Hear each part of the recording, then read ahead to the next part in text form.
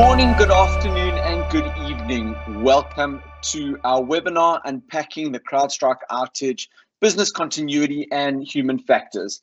Well, I'm sure you can all agree there is never a dull moment in risk management.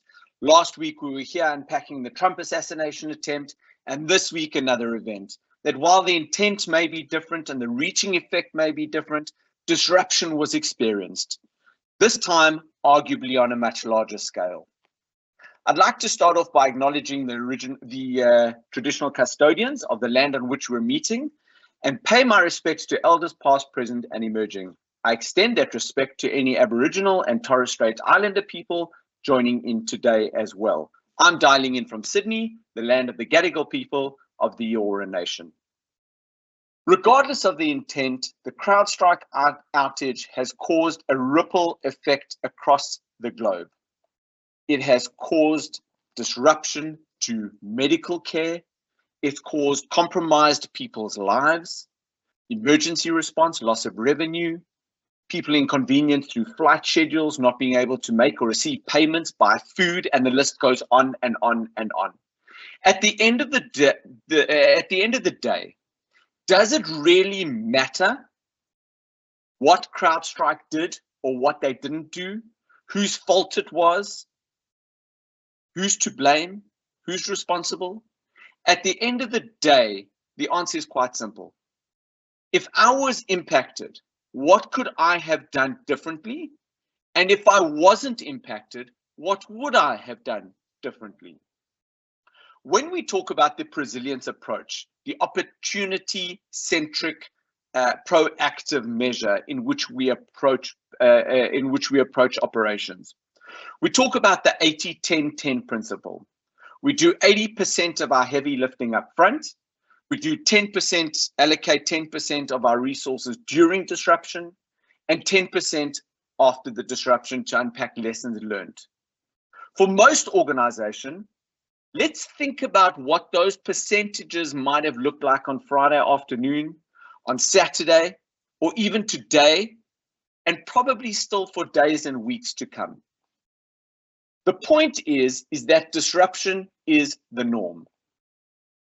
And she'll be all right, mate, just won't cut it.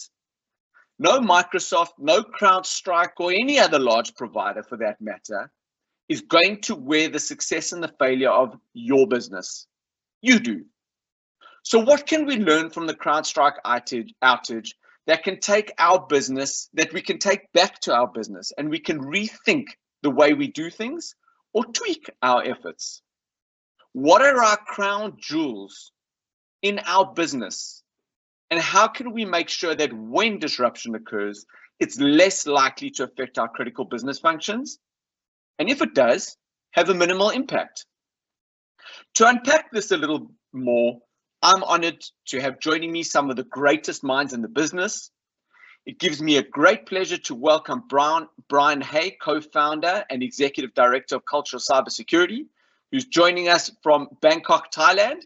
Brian, thank you for joining us on such short notice, who will chat to us about the cultural human aspect of the outage.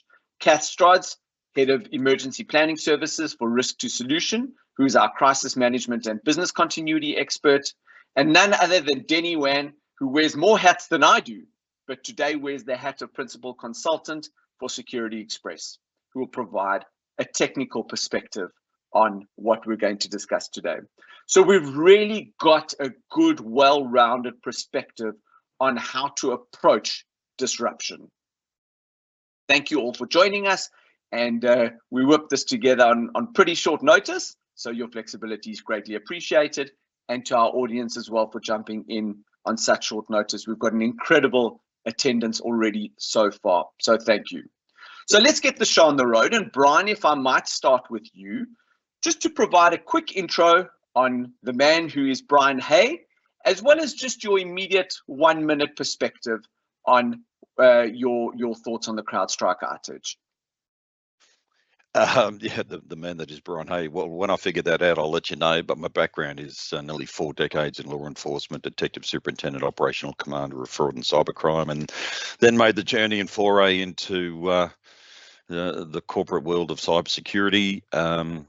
And I saw there were a couple of opportunities around strategy, intelligence, and most of all, people. To me, the whole cybersecurity remit is actually not a technology game. It's a human game. It's human, the criminal scumbag pieces of filth, attacking good family citizens and communities, and the technology is merely the tool. Now, you said that this. You've assembled some of the greatest minds. I'd like to point out to everyone that the person that was invited before me couldn't make it. That's why I'm here. So I certainly don't stand up to that mantle. In terms of the horror show that has been CrowdStrike, I think it's really important to note one simple thing is that I'm shocked at the shock. How did we not see this was coming? Of course this was coming, and I think we fall into this remit of not understanding that it's leadership through chaos, and as you said before, chaos is ever present, and we think we have total control of our environments, and a lot of organizations don't understand that. And I think I see you go into a lot of organizations regularly, and there's still a lot of apathy and lack of appreciation of their digital dependencies. And to me, the core issue is that how does an organization build a culture of readiness in order to deal with the risk as it most certainly will arrive? Great, thanks, Brian. Cath, if I could throw the mic over to you. Sure. My name's Catherine. I have been in this industry now for about 15, 16 years now. I started off originally doing psychology, did my 4th year, and I've always been fascinated with human behaviour. So I started my emergency management career, and along the way really just have been passionate about just the personal aspect and the people side of human behaviour, especially when it comes to emergency situations.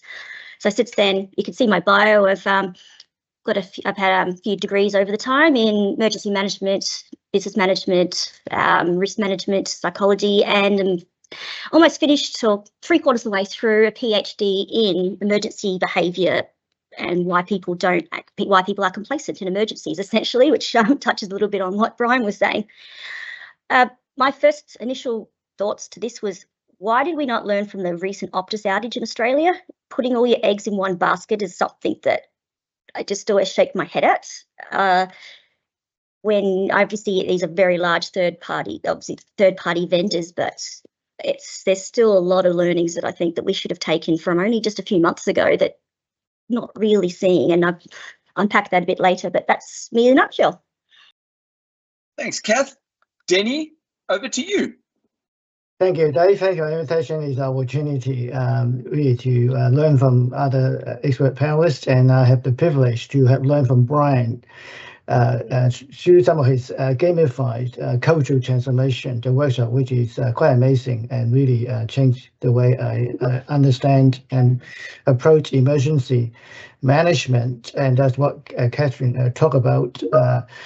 So we look forward to that. In this conversation, you mentioned that we wear multiple hats, and I definitely need a hat without much hair. So in this case, not metaphorically, that I wear a different hat to my business, Secure Express, but representing the FAIR Institute. So I'm no expert in emergency management or certainly not loss enforcement, but I am a recognized expert in risk assurance, and particularly the encouraging the drawing attention to the community of this decision support tool called Open FAIR standard.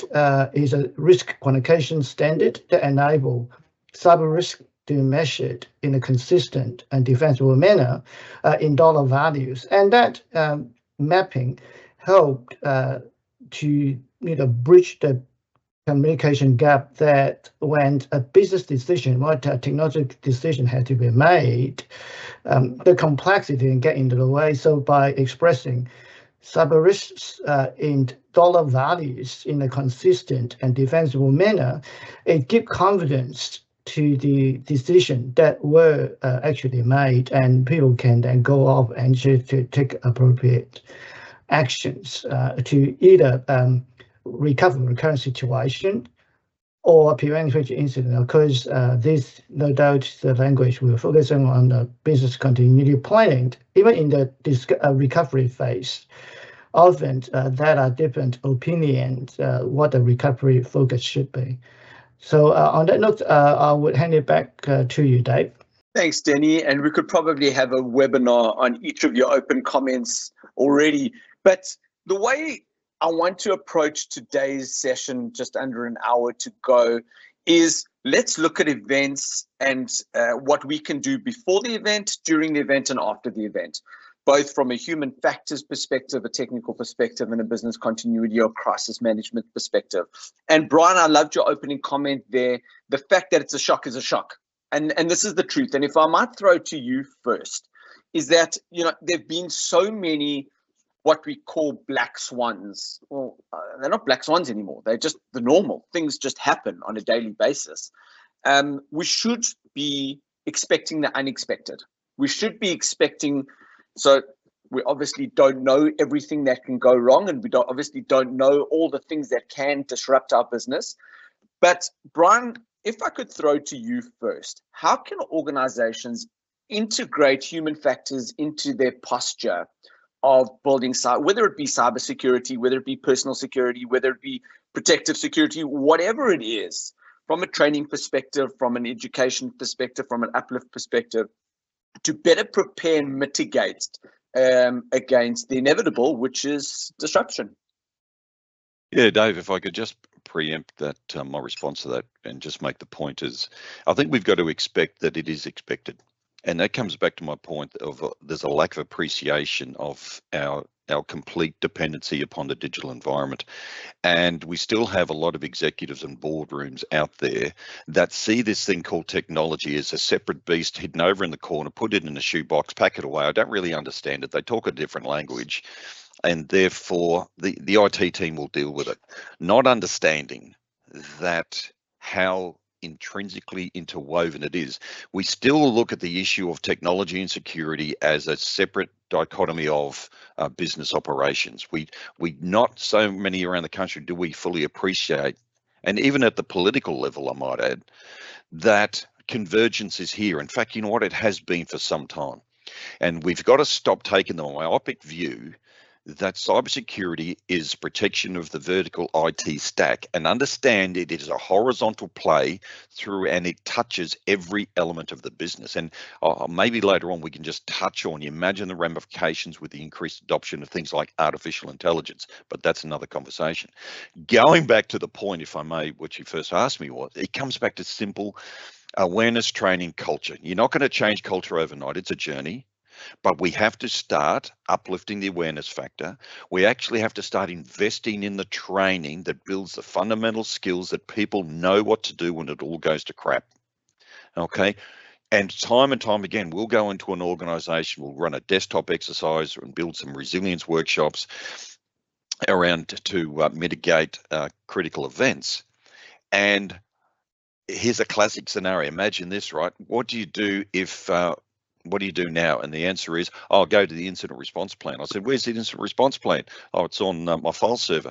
Hang on, you've just got the blue screen of death. You can't access it.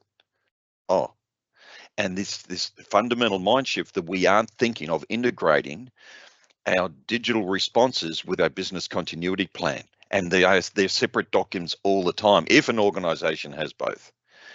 And we've got to rapidly acquire a new way of thinking that appreciates the convergence factor is here, and we need to make people part of the solution in that response phase, not just thinking, oh, the technology is going to take care of it or the IT team is going to take care of it. It is everybody's responsibility. That's a great segue, Brian. You know, you've mentioned there understanding the problem as a business problem, not as a technical problem. So I'm sure Denny's got a lot to weigh in on that from a cyber risk quantification perspective. But before we get to that, you spoke about, you know, having business continuity plans located on your server, and that's great. That's really nice. But if you can't get to your server, what do you do? So, Cath, if I could throw to you next, what should organizations be looking at to prioritize their continuity planning efforts to address both that technical and that human factors aspect? First of all, Brian. I think you took a lot of the things I was going to say away, so thank you for that. It's a Oh, good thing. I can talk a lot. It's all good, Cath. I'm impressed. I think it's very much, but I'd really like to, to continue on that line. Is as most importantly, as you said, it's about that cultural piece, and the resilience of the organisation is the sum of the parts of the individual's resilience in a way. A lot of this cultural awareness of if they start understanding the basics that things will go wrong, it's not if but when, and understanding and having that awareness of what types of simple workarounds you can have. And it's little things such as, I've gone through workshops where we've said, look, let's spend 5 minutes and just make sure you have all your key plans saved just onto your phone physically, where you don't need an internet connection, or having things on thumb drives, just little things, and not even underestimating how important just even paper versions of things can be. I know it doesn't meet a lot of obviously environmental standards having everything printed, but in cases such as this, when you've got you've got critical documents and in a crisis situation, look, just having a backup of a backup of a backup to be able to get that into a business. Look, it's a cultural piece, and it needs to come from a top-down perspective. And look, just something I was discussing just yesterday, an idea is, in workplaces we often have work health and safety awareness days. Why not a resilience day where we look at how, and we focus on the staff and how they can be personally resilient, and things such as, can they log into their work OS 365 environment from a computer that's not their work one? If their computer did receive a blue screen of death, can they very easily be able to log in from a home computer? Do they have that? Do they have the knowledge? Don't we sometimes overestimate the capability of some of people's technology ability as well? Or having that, pretty much just making sure that aspect is covered of the cultural piece, but from the organisational level, also just making sure that you actually do take the plan seriously. There's no point just ticking a box. Your plan needs to be usable, not just a framework. It needs to actually have things that you can action, having your roles clearly defined of what position does what, and making sure it's flexible enough. It's not based on, if this specific event occurs, then this is what happens, as we need this world we are in being as volatile and insane as we've seen even just the last couple of weeks.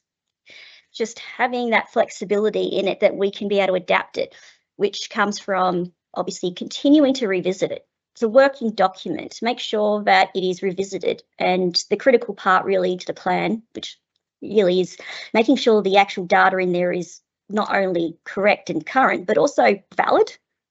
And I bring that to as a point where I find that a lot of times when business impact assessment analysis are conducted, you'll find that if values aren't questioned, you'll often get some very interesting results, because everyone thinks they're critical.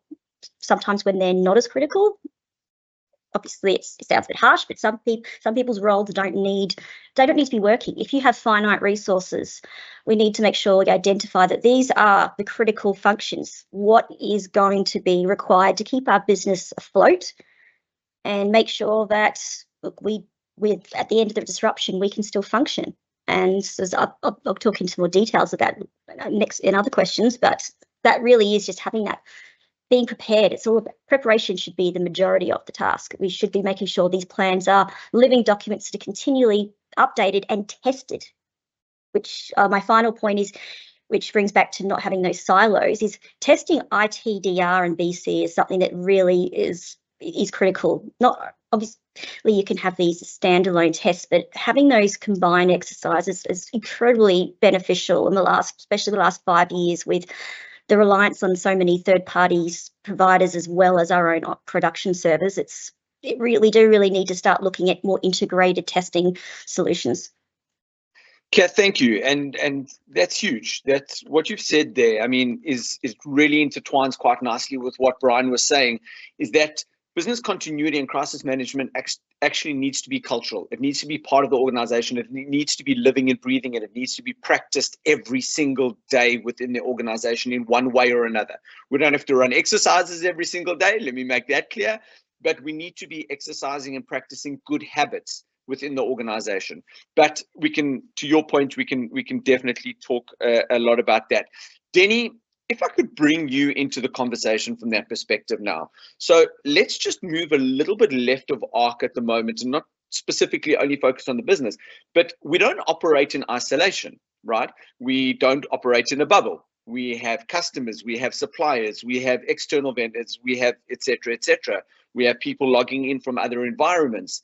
Now, third-party risk has really become a big problem when it comes to our IT and technical infrastructure within our organizations. When we're looking at risks associated with third-party vendors, people dialing into our operations, what are some of the best practices that we should be looking at to assess allowing third-party vendors into our environment? Yeah, thank you for the question. And it is really highlighted the need to have a better way to communicate these are incidents, because an incident from one person's perspective may not be seen the same way. For example, I was not personally impacted by the CrowdStrike outage. I didn't see it because my devices I used or the services that I used, they were probably not dependent on that particular component. But having said that, you were caught up in the airport and could not get on the flight, well, that you have different perspective. So I think you're absolutely right, and I echo both what Brian had described and what Cath reinforced, the need to really think holistically outside individual silos.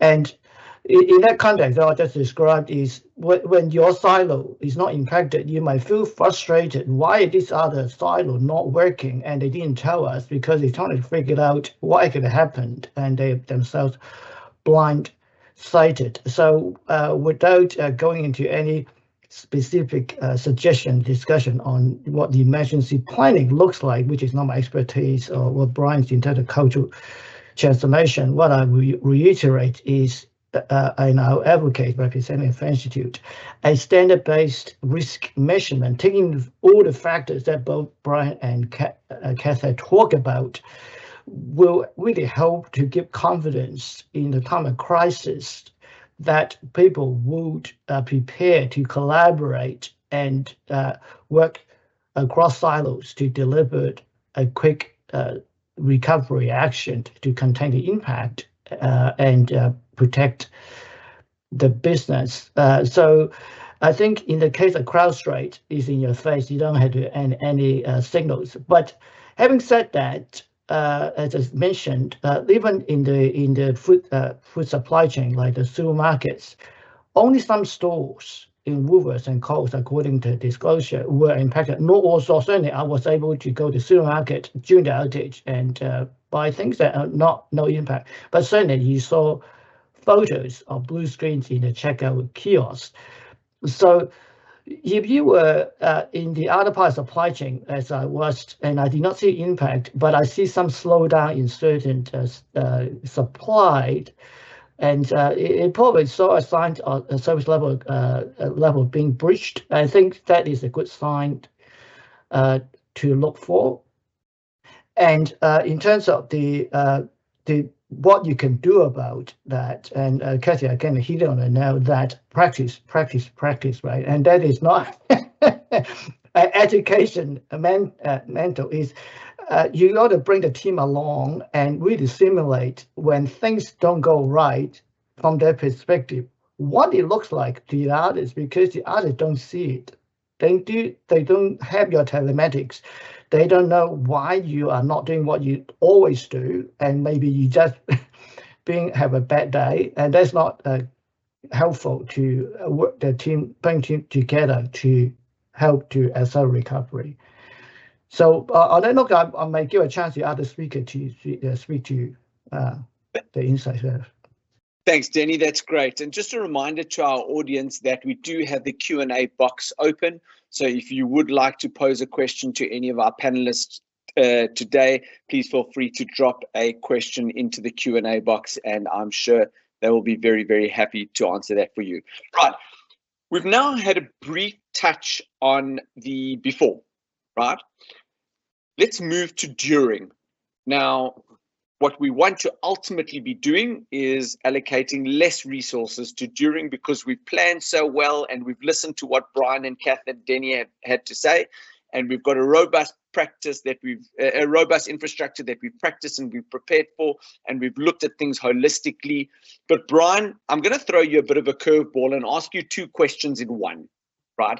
So we know that business practices today are not as they were 5, even 10 years ago. So we don't have a clear starting point and a clear end point with follow these steps and you'll get there. We operate in a complex and complicated environment where people actually have to own their own roles and decision-making abilities, right? We can't always go up the chain of command to get instructions, to get directions, and how to guide and lead us through a crisis. So the question that I'm going to pose to you is twofold. So with that in mind, complex and complicated systems, how can leadership effectively manage this human element during a crisis to effectively ensure a coordinated and efficient response? And that's part A. Part B is, how important is the human in this response program, in this response part of the equation to an effective result? Easy question, yeah. I know, and I know that someone of your caliber just will roll it off the tongue. But one of the things is, you actually gave me about 43 things in there, but I welcome the challenge. But I think leadership is an interesting conundrum for a lot of entities. And we think that people in senior positions are natural leaders. And the truth is that's not the case. They may be good managers, but in times of crises, all of a sudden you can't always just formulate a heap of let's have a subcommittee and a subcommittee to subcommittee, and we get this collaborative thought process together, and in 16 weeks we'll have an answer for you what we should do next. And you know what, that doesn't work. And one of the things I've observed doing, a lot of exercise with different people is that we've got people in positions maybe for technical knowledge or for financial knowledge or specific expertise, but you know what, they do not know how to lead, or they've not been exposed to good training around command and control to manage a crisis event. And so all people are not equal, and we need a variety of specific skills and general skills to populate a room that or I'll call a room in the virtual sense if you had one available, to formulate that response. And we've got to actually accept that crisis response leadership and management command and control skills are vital in order to facilitate the successful outcome in the most time efficient and effective manner. The other thing, to the second part of your question, is I would suggest muscle memory. Start thinking about how you build muscle memory so people know what to do, rather than say, oh, what do I do? I'll get on the IT desk, or the phones aren't working, was connected to the technology that went down with the system, sort of thing. Building muscle memory in people. And you know what? We've got to think about paying it forward. So if you think, and I've heard this thing come up, oh, if I invest all this training that people today, they're going to leave us within 2 to 3 years. Well, no, invest in your people today. So, you know what, maybe the people you import to take their place have already done some training and you're enjoying the fruits of the efforts of other people as well. We've got to think more holistically as a community, but the people will lead the response. People need the skills and the expertise and the knowledge and the understanding, the know-how, and dare I say, the courage to be able to go in knowing that they can make a mistake and they won't be castigated and hauled over the coals and won't cost them their jobs. The courage of supportive management know that they can go and give something a crack, and if it doesn't work, well, they give it another crack and try something different. The courage to experiment and fail forward is critical in crisis response. And that's why we're not having this conversation of what did CrowdStrike do wrong. That will come out and everyone will learn from it. And the beauty I see in the opportunity there is their mistakes are the lessons we can then move forward with for everyone. But I hope that answers it. If I didn't, please let me know. Absolutely. And Brian, that concept of muscle memory is so critical. It's really incredible. It ties into everything that we've said this morning. So it's essentially that idea of, and I enjoy running marathons, and if you want to run a marathon at a particular pace or a particular time, the traditional school of thought is do your long run slowly, but you want to run your marathon at 30 seconds a kilometer faster. So surely you should be practicing your training at 30 seconds faster. So to your point, I think that developing that muscle memory on how to do things right, efficiently and quickly and effectively is critical. Cath, Can I just say, Dave, before I may, Always. one good thing that I've done with many people is the managers across different levels of the organization, ask them one simple question. And that is, how could you achieve your business outcomes in the absence of digital resources? And if you don't just ask your senior managers, but the different levels, and you collate those responses, all of a sudden you've got an amazing insight into your BCP that could be a simple attachment for every business unit in the organization. And it didn't take you a lot of time and effort to do. Sorry. And then what it does, it impregnates that thought process into their heads that if something does go down the tube, well, you know what, they've already thought about it to some extent. I couldn't agree with you more. We've got some really good questions coming in. But Cath, I want to use the segue that Brian's provided.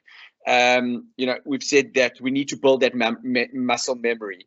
And as I was alluding to earlier, we know that things aren't simple. We know that things don't go according to plan. Everything that you've rehearsed effectively in your exercises essentially are not going to pan out the way that will be in reality.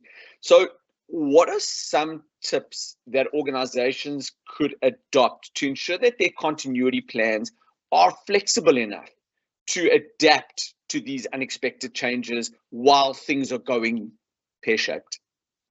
It's an interesting question, and it's actually just made a little bit more difficult now with the new legislation where people are essentially saying, don't contact me after 5 p.m. Unless I'm getting paid for it, and in this case, it's CrowdStrike in Australia. It's 3-something in the afternoon. The amount of people, individuals turning up to work on Monday and complaining, and look, that starts to look at as a cultural thing, is because there's a legislation for it, is people are completely switching off. So that's just something I just wanted to sort of preface before we start looking at how to actually how do we cover for this. And it really is the business continuity planning itself is not it can't be done in the same traditional sense that we used to do it. There's different approaches. In fact, if anyone's heard of adaptive business continuity, it's an area where I find it is actually becoming more and more applicable to our current environment, as it really does. It's not looking at those exact prescribed sections. You must have this, you must have that, and it really does have a lot more of emphasis on really having flexible solutions and being agile and being able to be scalable. Essentially, scalability is something that we need to be really addressing now with such a remote workforce where we might not have those people physically available. It's a lot of different. There's really a lot of different ways, but it really is just about a culture. We need to go back to that whole cultural piece and understanding of how it impacts them. And as Brian mentioned before, is those workarounds are crucial when it comes to your business impact analysis. I tend to go into those meetings and say, do you have any? If we had no internet, what would be your biggest concern today? What would you not be able to live with? And from there, and as Brian said, you can start to really flesh out a great business impact analysis by looking at because you're out looking at workarounds. And those workarounds, those manual processes are going to be, if they're available and we know exactly, and we have the resources, which comes into more planning of having some redundancy, as in even if it's just simple as having some pre-set up laptops for core staff if they all get bricked. Just little things, pre-planning and expecting the worst. It just makes that response, that pretty much response to the initial outlay and further a far more streamlined process despite the chaos, if that makes sense. It's a difficult question really to ask. Thank you. And Denny, before I throw it to you for a second, there are 2 questions that have just come in from the Q&A. Cath, if I could stay with you.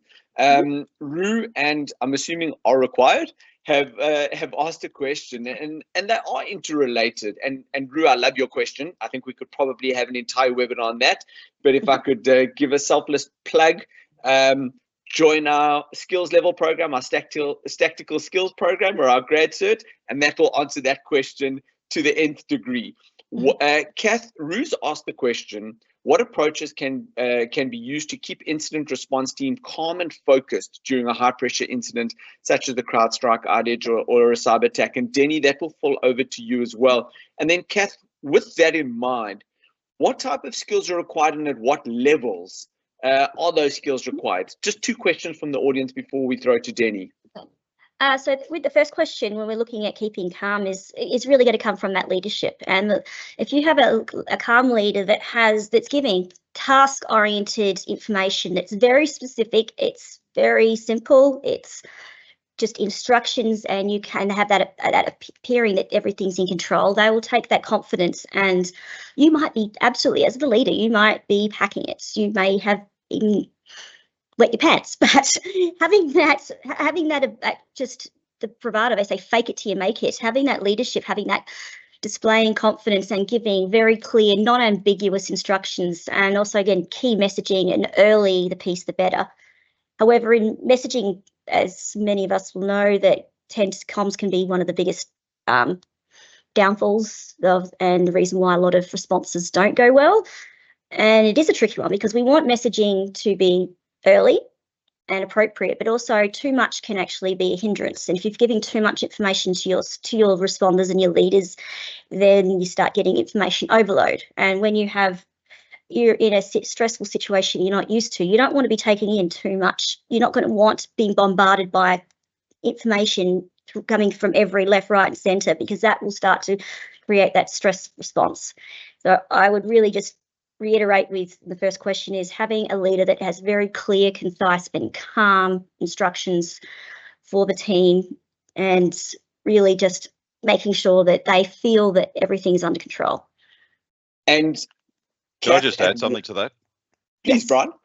Yeah, I agree with everything Cath just said, but you know what? You're going to think, Brian, you're an imbecile, but that may be true.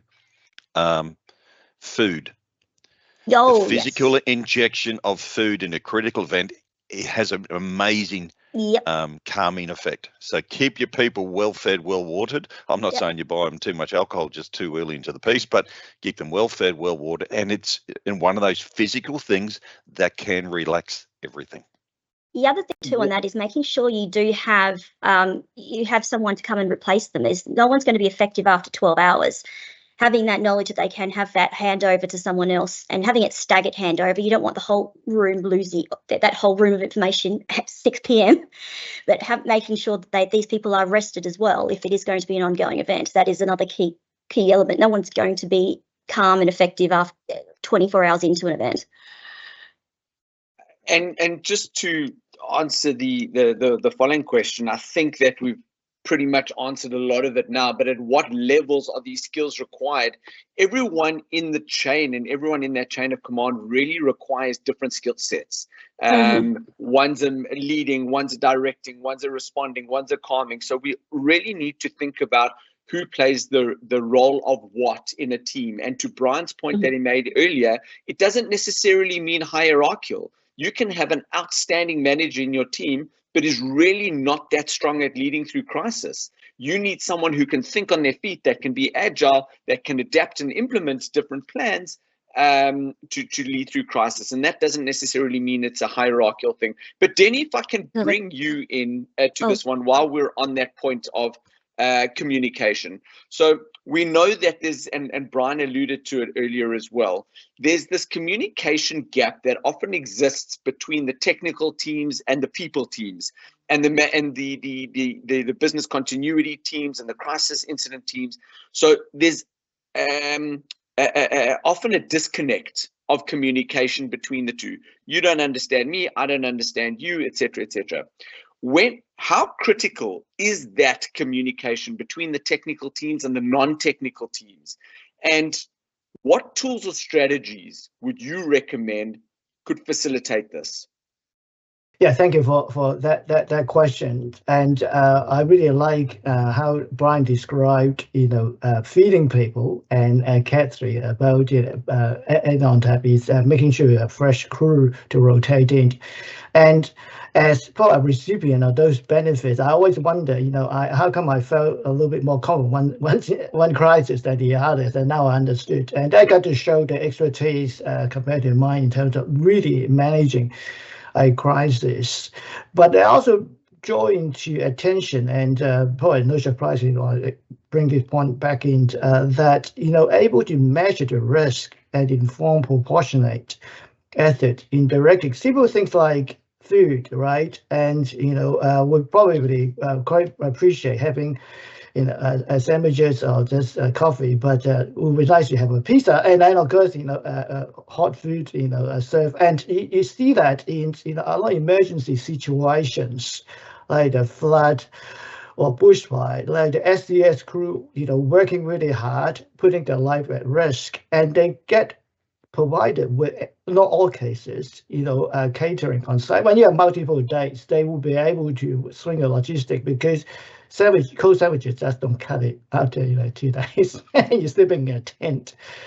So I think this is where we talk a little about and of the need for leadership to give clear the instructions. But also we need to support the decision support process, because when an incident like CrowdStrike has such a huge ripple impact across the economy, leaders might have lack a bit of confidence in the technical recovery solution. They needed to consult the other non-technology teams, such as what Cath spoke to and Brian validated is, just imagine in a crisis simulation, what you might be able to do without technology enablement, without internet. That in the case of CrowdStrike, the internet was not impacted. I think things through an impact, and really was crippling the front end devices, such as the check-in kiosks at the airport, the payment system at the restaurants or the supermarket, where the back end actually still by and large functional. I was able to pay for my shopping at the supermarket. So without going to the details of that, coming back to my point is when that is a consistent and defensible way to measure risk beyond cyber risk, and fair is really the methodology of doing so, or optional risk, it would really very helpful for the leaders to be able to have confidence in giving out the instructions. They needed that foundation to be confident the proportionality of their decisions. So I want to conclude and just emphasizing that the open FAIRS standard, being around for more than 15 years since 2009, is a globally vetted methodology to measure operational risks, not just cyber, but including cyber and operations risk, risks that are resulting from discretionary decisions. If we were to change those decisions, such as what do we empower our people to do, and go to pen and paper processes, and just authorizing them, because sometimes they do not have authority to switch to pen and paper, and it's not a joke, because there are consequences, assuring consequences. So I hope that makes sense, Dave. That's great, thanks, Denny. And Anonymous has posted a question in the Q&A, which I want to get to right now. I'd like your view. Anonymous would actually like your view on everyone's view on it. But Brian, if I could start off with you on this one. The lack of ability for organizations to learn is an issue that always arises after the crisis events. Human factors come into this, as does organizational culture.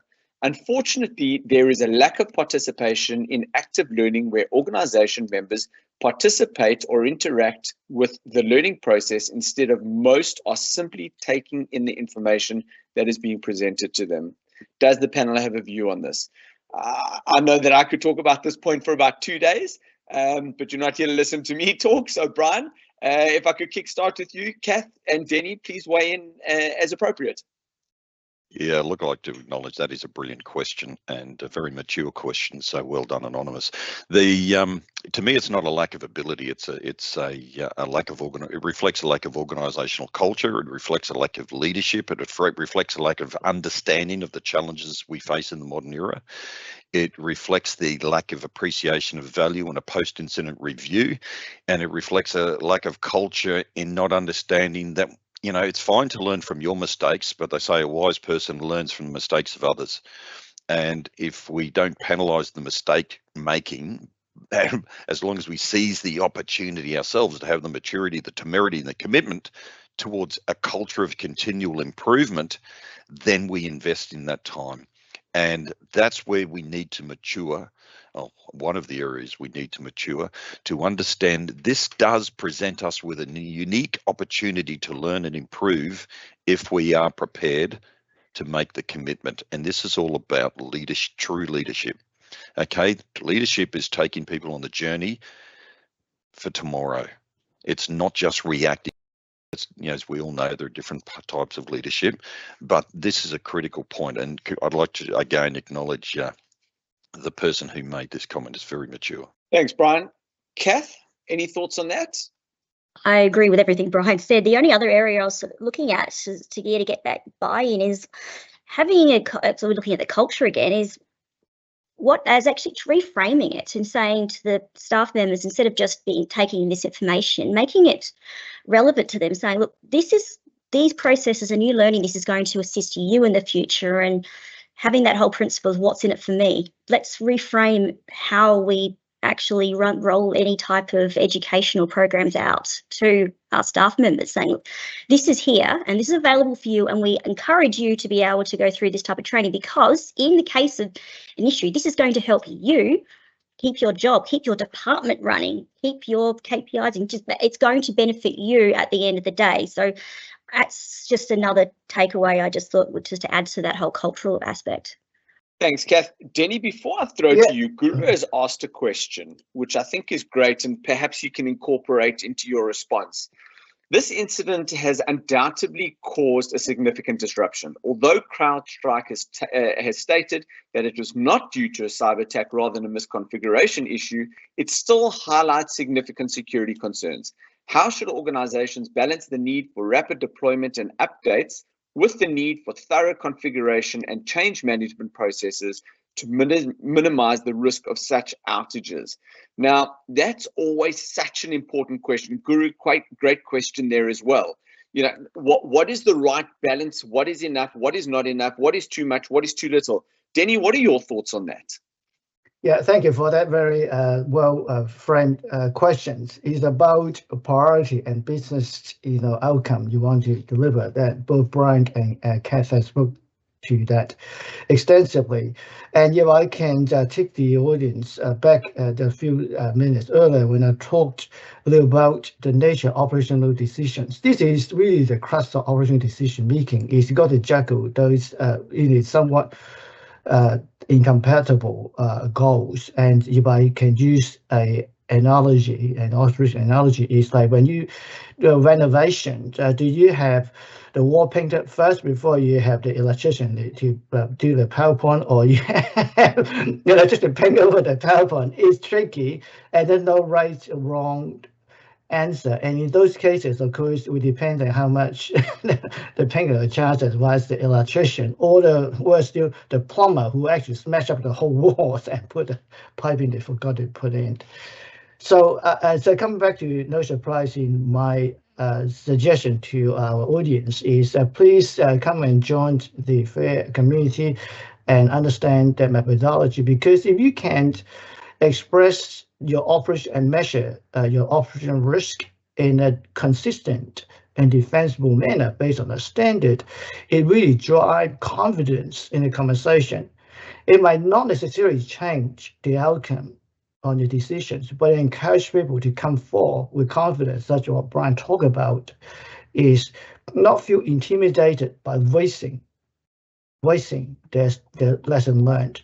And often people feel intimidated because right off the bat, the leader said that was not the issue. This is not caused by this reason. and you might feel somewhat intimidated to present your observations and lessons learned. Hopefully that's useful, Dave. Thanks, Denny. Lucy, I know you haven't asked a question, but your point is absolutely spot on. Not a question, but more of an observation. In my 20 years, it's sad to see that little change in the state of IT versus the rest of the organization and leadership who do not understand the criticality of IT and the importance of investing in it. Very true. Noel, I definitely want to chat about your question. We've only got a short while left, but I think it's very, very important. So well done on that. Noel says, not a question, but you need to have effective incident response plans tested routinely for both incident team and information security, as well as business continuity, with representatives attending their respective incident response plan test scenarios. What are your thoughts and comments on that? Cath, if I could open up with you. First of all, the key thing is they need to be integrated, as you've got some very large organizations where the plans actually don't match up, where they have a different process that doesn't actually filter into the other one. So if you get that right, you've already halfway there, making sure for your information security will feed into, if this goes wrong, the escalation plans all end up, it all needs to fit into one nice umbrella versus having these occasionally siloed plans that other departments don't ever actually see. They don't even know exist even. They think that their plan and everything goes up this way and it's vertical structure and it's great, until they realize that when something does occur, it's going to impact multiple different areas, not just risk or not just security or not just IT or cyber. And that's when we realize that there's different, sometimes there's different instructions. So this plan might say that this is who takes over. This one says we're in charge. So getting that integration right first, but absolutely it's going to be far more improved if you do get the other pieces correct. However, if you have a terrible response to the actual incident that occurs, you still can have a great response back, business continuity. Someone's completely messed something up and the incident response didn't go very well. However, you don't necessarily have to have a great incident response to be able to have a great business continuity an outcome from your response, but it really does help. Hope that answers it. It's quite integrated. Absolutely, Cath, and I can't reiterate that point that you made about an integrated response enough. We recently ran an exercise with a critical infrastructure provider of power, and we ran the exercise, and it was a ransomware attack, and it was a very, very well coordinated exercise. And at the end, I had a debrief with certain stakeholders, and the cyber team came. I mean, the exercise was run between the crisis management team and 2 incident management teams. It was quite a robust exercise. And the cyber team came after the exercise, and they said that in real life, things would not transpire as they did in the exercise. And I said, why not? And they said, well, on the outset of finding out that there was a ransomware attack, we would have shut down the entire power grid to contain the risk. So I said to them, well, did you know that there were 5,000 people on life support that would have potentially lost their lives? Or did you know that by shutting down the power grid, it could have had an impact on the entire eastern seaboard of Australia? And they said, well, no, we would have contained the breach. So to your point, it's so important to understand the different aspects of the business. And Brian, if I might just throw to you before we bring Denny into the conversation, is that it's very important to have that approach. But culturally, if we look at, we've now had the crisis, we've now worked through it effectively. There's a psychological impact that's now occurred on the human being in the organization. We've fed them well, we've watered them well, we've given them blankets, we've given them good accommodation, we've rested them. But effectively, there is PTSD that happens after a significant event. How do we deal with those sorts of things? Yeah, look, I will answer that in a minute. If I just may go back to just to add to Catherine, that whole issue, that question by Noel, I think it's really important to understand that we are in an evolutionary process. Okay, I use the analogy of the motor vehicle. 1886, they invented the modern motor car. Worst consequence, road death. And we still have road trauma today. We'll lose 1,000 lives in Australia. And we could actually cut that off. Let's ban motor vehicles and we just saved 1,000 lives. But we've learned to manage the risk. And it's exactly the same with cyber. There will be tragic events. There will be horrible circumstances. But we evolve over time. And so we don't have everything right within systems. We don't have the legislation. We don't have the programs of regulatory enforcement and the authorities of which to enact those things. But we're on a journey, and what we need is our community to stand up and start leading the change rather than waiting for the board to always direct it. And I know it's not easy, but we can start to muster a voice, and that's where critical events like this CrowdStrike debacle represent such an opportunity. So I just wanted to share that. Folks, the other thing on your issue of PTSD, it is absolutely real. And this is why the debrief and the post-incident review are so critical. Now, I assisted a client recently with a post-incident review, but it was, and I'm not being disrespectful, 2 years after the event, which is great. That ticks the box and there were some learnings there. But looking after your people and building a culture of support and appreciation and engagement to see how they're going post-incident, and learning what could we have done better, did we excel, some simple consultation to let them have a voice and to thank them for it. And now if you survive one of these, as we all will, it's not a case of just denigrating and criticizing. It's a case of celebrating that you made it through the other side. Celebrating those small wins on the journey can help mitigate some of these things. I was involved with a shooting once. I made the decision to take out someone, and the debrief I got was a piece of paper and say, if you have any dreams about this or anything, just come and see me. And fortunately, those days are gone, right? We actually have to show that caring leadership to look after our people and stop viewing this as a technical issue. And if we embrace that element, that'll permeate the through and we start to build that culture. Brian, I could listen to you chatting all day, and noting that we are actually almost out of time. I can't believe how quickly the time has passed. Denny, if I could throw to you for a quick 1-minute closing comment on a pragmatic takeaway that you would like our audience to leave here with today that they can go and think about in their business. Thank you for the opportunity. I'll try to be quick, and I'm going to sound like a broken record because I'm on this journey to draw attention to the real importance of practicing a defensible risk measurement, and that take into considerations of other stakeholders, not just in subject matter such as we are in the cyberspace. We think about the recovery tools and the impact, such as the ransomware simulation that you spoke about, Dave. So that really bring the humanizing those conversations so that other stakeholders really understand the impact of the decisions, and as Brian said, give them the voice. The quantified risk, defensible quantifiable risk, is the most powerful way to give people a voice. Thanks, Denny. Cath, closing comments from you? Closing comments, really just, I think, to want to reiterate that personal resilience as well as organisation resilience for everyone here today, just having a think about learning from and taking every disruption as a learning opportunity. I think that we often we see the bad in these disruptions, and it was disruptive, and there's going to be millions and millions of dollars that are lost across the world. However, look, there's always an upside, and this is a great time for your organisations to reflect on, if we did enact your business continuity plan, did it actually work? Use this disruption as a starting point if you don't have something in place, and start working through and say, well, if this scenario happened, what issues did we come across? What did we realise that we don't have workarounds for? What did we not have documented that we needed to do?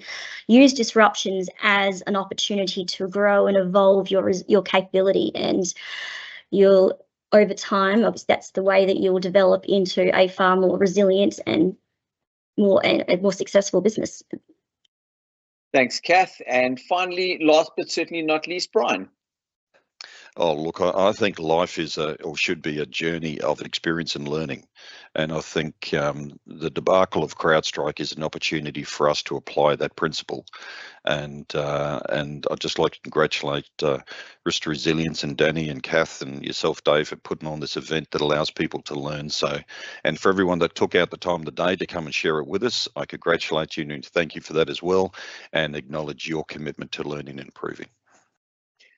Absolutely, Brian, and you've really ended that off on a very good note. Is that the people in the room with us today are the ones that want to do something, the ones that want to change, and the ones that want to improve. So, but please join me in thanking our expert panel, in Brian all the way from Bangkok, Cath and Denny, for joining us on such short notice. It really was valuable to you, our audience. Unfortunately, we couldn't get to all the questions and comments, but really, really enjoyed your engagement. So thank you for giving up your time to be with us and to join us. And thank you to the rest of you for sharing your lunch with us. Please stay tuned for more events, more webinars that are coming through on relevant topics on how we can help you. There are some free resources and material that you can get your hands on to help you. Otherwise, please feel free to reach out to any of us via LinkedIn, and we'll be glad to continue the conversation. There were so many points that were highlighted that unfortunately we couldn't really get into the weeds today, but would really have loved to. But thank you very much, and good morning, good afternoon, and good evening.